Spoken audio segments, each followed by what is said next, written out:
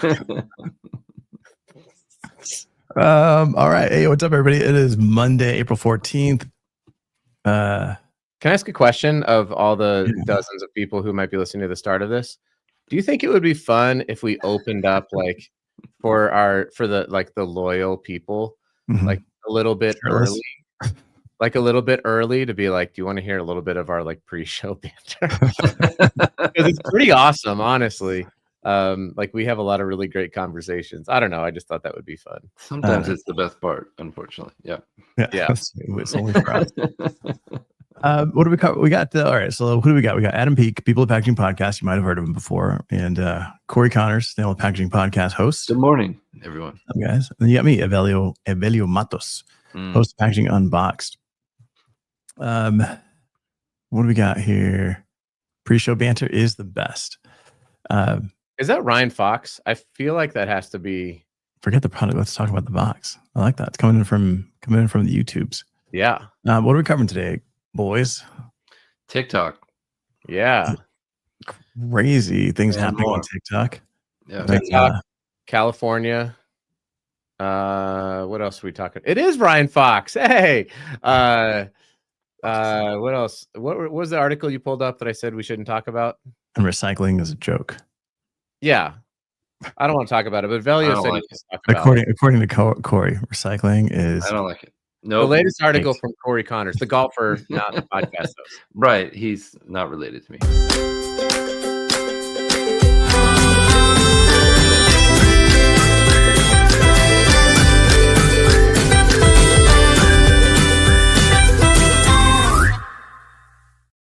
Yo. All right. How many of these shows have we done, Evelio?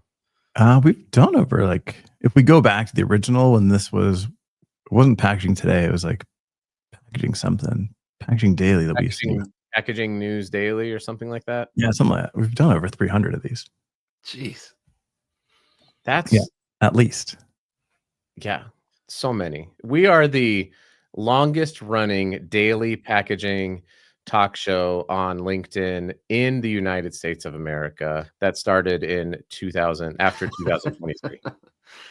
I mean, the awards just keep coming in, you know? They do. Yeah. We need a trophy. I need a new shelf. All right, man. So what's going on in TikTok? Corey, TikTok. You're the TikTok expert with over 3 million dozens of viewers. Likes, something like that. TikTok has been amazing for me, for all of us, really. It's opened doors. It's broadened our scope. It's got us new business. It's made us new friends. Introduced me to user 569257 who says you suck. And that guy's not my favorite. I don't like those people. No, there's a lot of anonymous people on there who don't have a picture on their profile, don't make any content, but that's a challenge. Yeah. But recently, I've had another person or a group of people make a fake account that is corrugated too, and it's not me, but it's pictures of me, it's videos I made, and they're trying to sell people crypto, which is really lame, and I don't know how to do anything about it. I've had a dozen people that follow me, including you guys, send me the link. Yeah, that person, block them, report them. Absolutely. It's really frustrating. Yeah. I got a message and it shows up with your face, and it's like, hey, Velio, thanks for following me. It would, if you need any help ever, let me know. And I'm like, that's not Corey. That's not something I would say. Yeah. No. But then I looked at the rest of it, and it's like investor, crypto. Yeah. So, yeah, deep fake Corey. That's right, Hugh. That's right. Don't trust that account. Report him. Definitely. So that's going on TikTok, and then the other thing going on TikTok is the Chinese factory talk that's happening. Have you guys seen this, or is it just me? I haven't seen that. I don't know. I don't even know the word. There's a lot of people selling things on TikTok. It's become a real marketplace. Right. So the new thing in the algorithm are like in factories, like in actual factories that are producing Nikes and like Gucci, like all these different brands. I see. And they're giving now they're giving the big push. Everyone is saying is because of the tariffs, and they're like, now you can go to this brand and it shows you like the person that's talking is showing them sewing and putting the shoes together, and it's like the Nike shoes, and they're putting the swoosh on there, and they're like, you can buy this exact shoe. It costs like the liner is 50 cents, and the leather is like $10, and they give you the total cost of the shoe. They're like, this out the door is like $12 or something, and you're paying, you're paying like $300 for this pair of shoes, and it only costs us $12. You can come on, and they give you the website to go purchase that shoe from that factory direct for like $25, and then like, we'll figure out how to get it to you, and then you just pay the tariff on it. So even after the tariffs, you're paying like $60 for a pair of $300 shoes, which is nuts. Like that just filled my entire thing. I saw laundry pods. Yeah, I did see that. Yeah. Kids, so like, don't eat laundry pods, kids. Not for eating. No. That makes a ton of sense, because if you are a factory in China, you have right, like you have a contract with, you probably have a contract with Nike that of some sort, right, to sell to them. But now, if they're an American company, I would be curious, like if nobody anticipated these sorts of tariffs, and it's like, well, we actually feel like we can break that contract now in a limited scope, or there are people who are doing it. It's not like China is known for being great with protecting American intellectual property. And so, yeah, I mean, it makes sense. I don't think anyone should be surprised that these shoes cost $10, and then you pay a tariff of 100 and whatever it is today, 187, 187% or something like that. It doesn't, on $20, you're talking about a $30 tariff, and then maybe another $60 for shipping or something like that. So you're $110 on these shoes that were going to cost you $180 plus tax plus the tariff. Right. Makes a ton of sense. No, I mean, you're paying, you're paying $300 for these shoes at Foot Locker, and then, roll the tariff. When have you paid $300 for a pair of shoes at Foot Locker? Let me see. I've never paid $300 for a pair of shoes at Foot Locker. I paid the New Balance shoes that I unboxed and I did a video for. They were about $300, just totally. And I was like, man, these shoes are really cool. I just returned them. I mean, honestly, I was like, I can't justify. I tried to resell them. I was like, maybe there's a little bit of resale value. There wasn't really that, so I just returned them. I don't do that all that often, because I feel like I don't like the freight to get to me and then shipping it back, and a lot of people do that. But those are probably the last pair of like $300 shoes I bought, which were like a UK designer. They've got some good shoes coming out. Yeah, I've seen quite a few. Yeah. I wear Converse. Yeah, does Foot Locker still exist? I don't know. Was it where do you buy shoes? I've seen it. What, Foot Locker has like King of Hoops or something? No, Foot Locker still exists, and they have really nice shoes in there. Yeah, I mean, if you have not been paying attention, I think the last time I stepped into Foot Locker was right after I had Orange Julius. So I don't know how long which still exists after you get some Sbarro pizza. Yeah, exactly. The mall is like back though. Do you guys know this? It's like Gen A or Gen Alpha and Gen Z, like they love to go to the mall. It's like this whole thing. So there's been a bit of a like. Do they buy stuff, or do they just walk around and socialize? Yeah, no, they like to like shop and be together like normal people. It's weird. I don't get it. Shout out to the young kids. That's pretty cool. Chuck makes a global New Balance inbox program. Strongest name of all time, Chuck McAllister. Yeah. I named a tariff attached to it. So American. That'll be interesting though, if companies like if American companies like Nike were to switch to like a direct from warehouse with a but this isn't like Nike doing this. No, I know it's not Nike. I know it. These are the factories going behind their back going, hey, nobody's gonna buy a $500 shoe with the tariff. Just could the business model switch to like cut out direct the from the middleman. warehouse, and you pay to license the Nike, like the warehouse is then paying Nike whatever $20 per shoe as a license. So Nike's still collecting some of that, and you're just buying direct from each of these warehouses. Yeah, that's a terrible business plan. It probably is. They kind of do that now, but they bring it in to the US instead. Yeah, but if Nike's selling them for $300, yeah, there's no way they'd be like, okay, we'll just take $20. Well, I don't know what the numbers are, but I'm saying if the tariffs still stand, then or they just focus on different markets. But as of today, maybe today Nike gets a tariff relief. It seems like that's a new thing.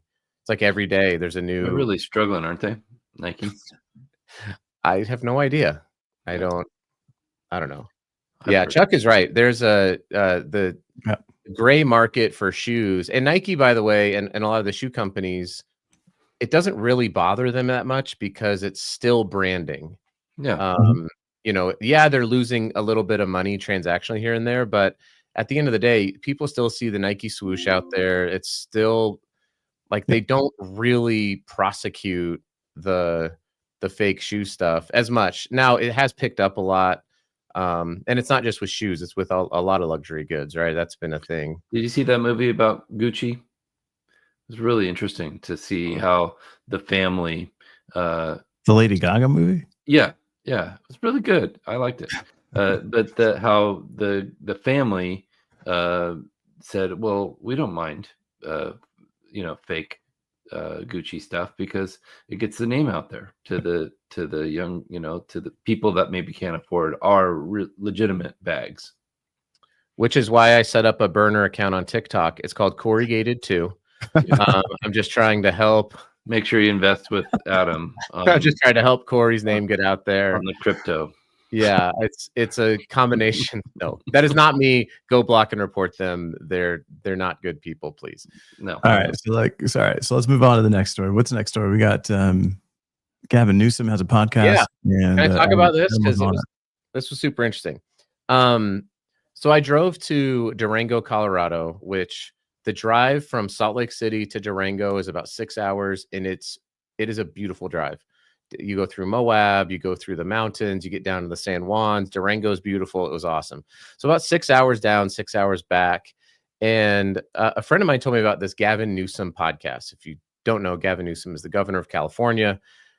And what was interesting is he has he's a Democrat, and he has all of these different people that he interviews, and he has them come into his office. So like Charlie Kirk, who is a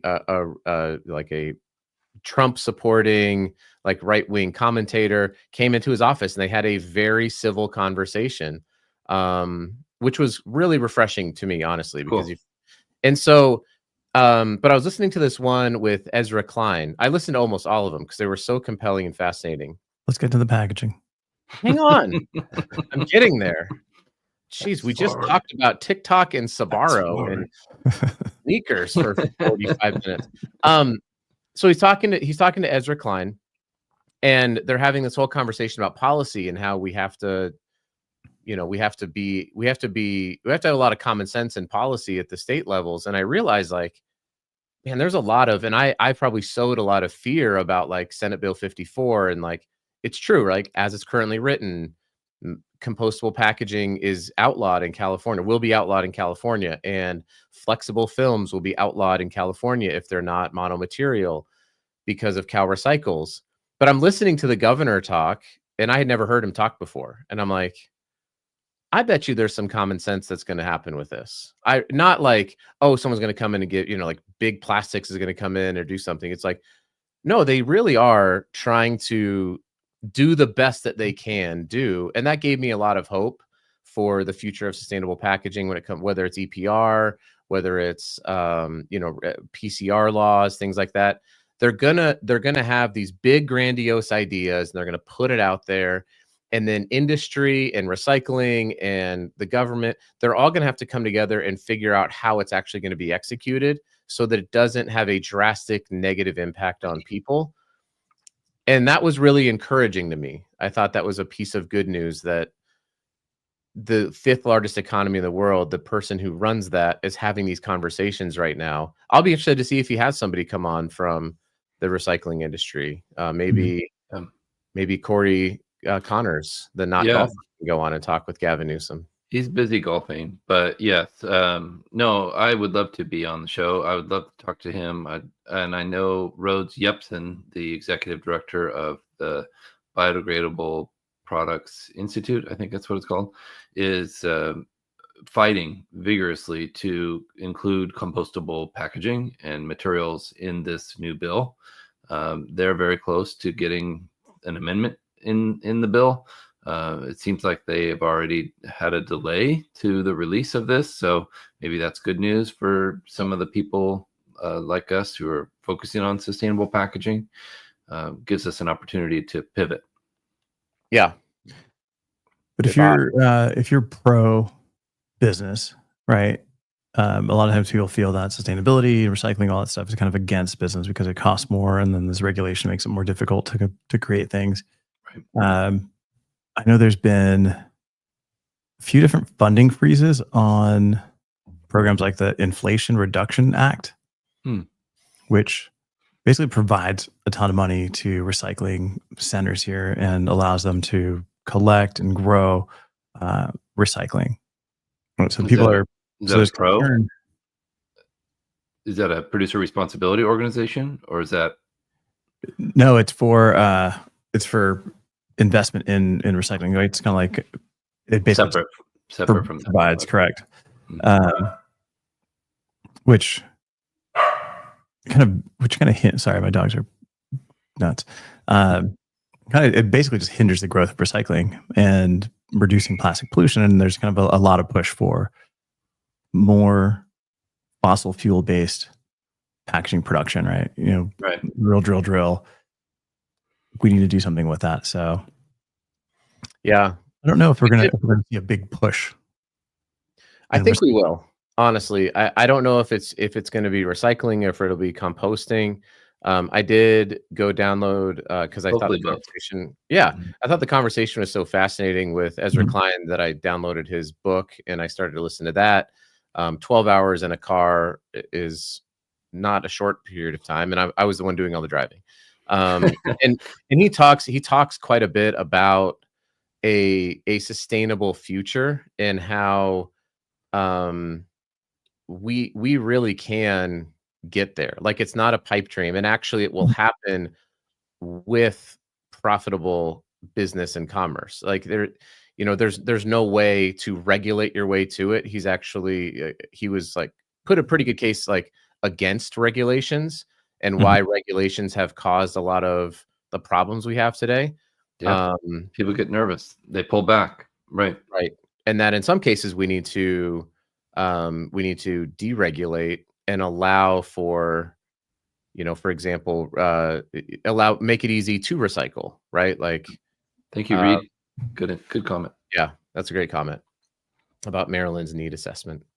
So anyway, I just thought that was kind of an interesting point. I do think, and I will encourage everybody, like, on a general way of thinking, if you find yourself like very biased towards like one particular aspect of whatever it is in life, like, it's a good idea to go seek out people who believe not that. Whether it's sustainability or business or politics or religion, whatever it is, right? Like, learn the opposite. Okay. Yes. It's okay. And not to like own them, right? Not to like, I'm going to go argue, but to genuinely learn, right? Like, it's really helpful, and it increases your curiosity. And I think I'm actually talking at the FTA show in Pittsburgh about having a different mindset. That's going to be one of my talking points. Is you can't change if you're unwilling to have your mind changed.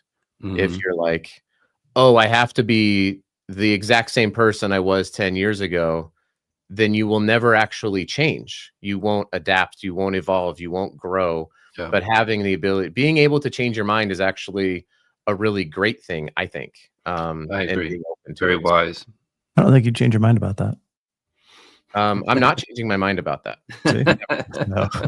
I will never change my mind about the fact that you need to change your mind. All right. So we got 7 minutes. You guys have a comment, question, throw it up there. We'd love to kind of chat about it. Let us know who you are, what you're doing, and where you're listening from. Yeah. Yes. There's this while we wait and see who's who and what they're doing. There's this article here I'm going to share. Just an update on my Mac, and it's like the worst. Return of the Mac once again. That's right. Okay, what we got here? Sustainable brands. Yeah, recycled plastic won't solve the packaging pollution problem. As brands roll back packaging pledges, recycled plastic is taking center stage, but at what cost? Here's why integrating alternative materials and supply chains makes the most business sense. Right. So this is, we're seeing a big push for rPET and just different materials that are not virgin and not.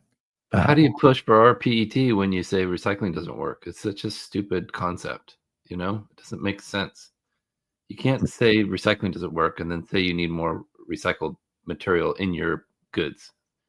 Well, yeah, that's the thing is like, this isn't saying that they need more. They're just saying that recycling. We need alternatives to plastic is what Okay. Okay. That makes sense. And also that like in terms of supply chain, like the supply chains can't scale on their own. Sustainable materials are stalling because the infrastructure isn't ready. Brands hope that their supply chain would do all the heavy lifting, but that's the problem. Is that you can't there has to be value, right? Yeah, you can't be like, hey, we're just switching to this material now. Now we're good. I really was hoping that EPR laws would push this forward, push recycling forward. Probably will, right? They haven't even really rolled out here. Yeah, and then in terms of like, but it also impacts like cost. Virgin versus a recycled material.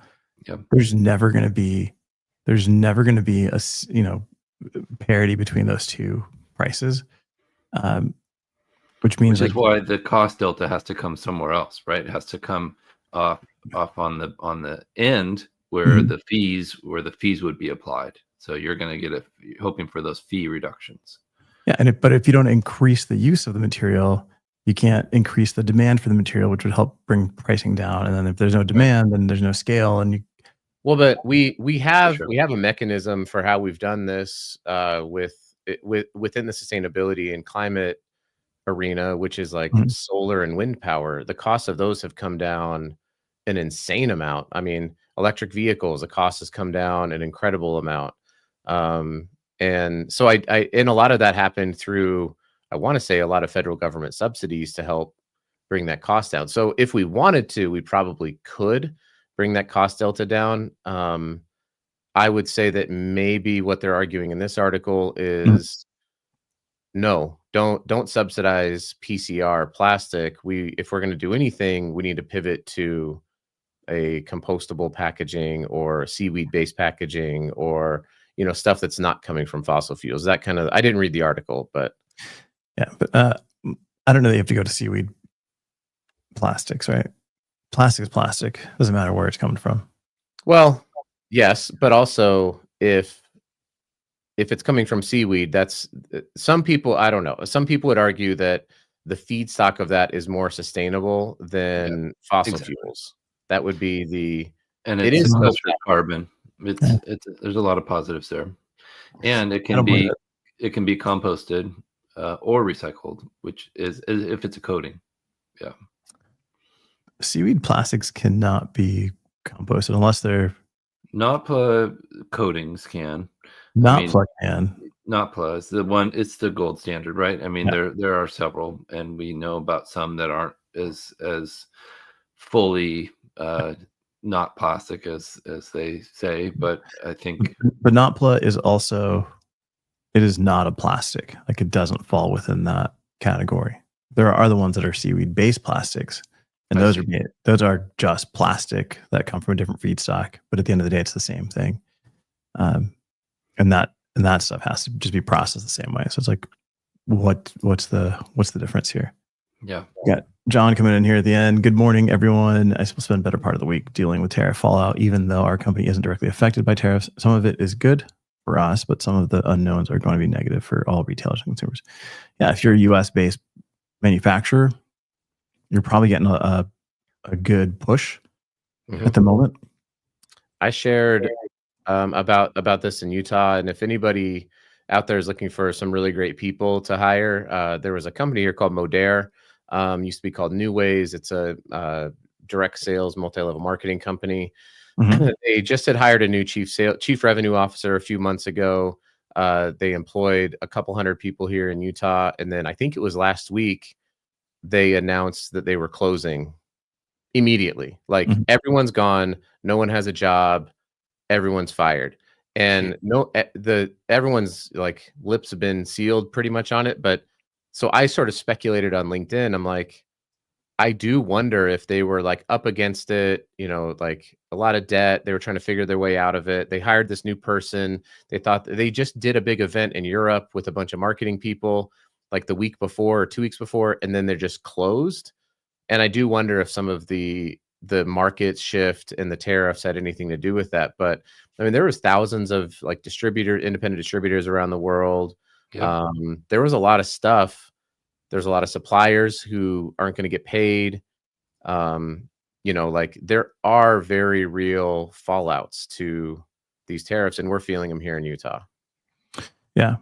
Good share by Chuck called a company called strawfish.co.co. These guys source single-use plastic alternatives, which is kind of interesting stuff. And they're showing, you know, all the brands that use them. It's a bunch of food service stuff. So it looks like plastic, feels like plastic, it works like plastic, but it helps you move into more sustainable products. A bunch of brands using them. So I've never heard of strawfish.co, but go check it out. What's the difference of value between that and seaweed-based plastic? You can eat these. It's actually edible. Wow. No, I don't know. No. It's not plastic. I guess that's edible packaging is interesting. Yeah, that's something coming out. Reusable will be huge, in my opinion. Yeah, but this is the stuff that's made out of seashells and stuff, and I guess it composts pretty quickly. Where seaweed plastic is basically plastic. It's not going to compost. I mean, some of it could. It could. just like any kind of plastic. Anything could happen. You know, we could get hit by, you know, I don't know, a meteor. I could take a dump in the box and market guaranteed. All right, guys. It's time to end this horrible show. We'll see you guys tomorrow. Let us know in the comments anything you want to cover this week. If you've got anything cool that you guys are doing in packaging, somebody we should feature, a new product like this. Strawfish is pretty cool. I'll kind of dig into this a little bit. Maybe we'll share a little bit more about it tomorrow. Thanks, Chuck. Yeah. See you guys.